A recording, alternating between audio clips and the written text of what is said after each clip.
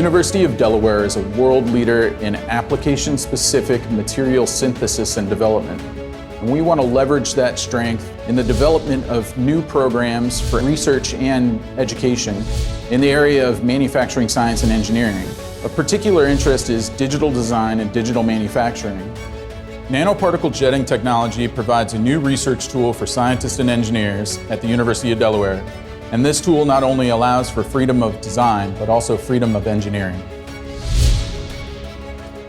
We're really very excited about these types of collaborations, particularly in the additive manufacturing space, because it leverages our longstanding expertise in materials discovery, materials design. We have a Center for Composite Materials, which has been a center of research excellence for many decades. We have great expertise among our faculty and students in the ability to discover and develop new materials. So the capability of the XJet, I think, aligns very well with that discovery piece. We're going to be able to make materials in a collaborative fashion that no one else in the world can make. You know, that focus on bringing different materials types together is incredibly important. And 3D printing in general and XJet in particular may have allowed us to do some things, those interfacial engineering things that we couldn't do in the past.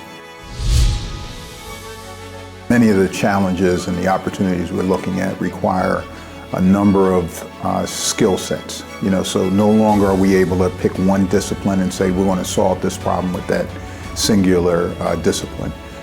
Partnerships like the one with XJet kind of feed that for us. At the University of Delaware, and really all research universities nowadays, while we're comprehensive, we can't do it all in-house. And so the ability to really drive the research discoveries forward have to come from collaborations, both understanding what the needs are in the marketplace, but also bringing some of those partners in to help us collaboratively develop those solutions.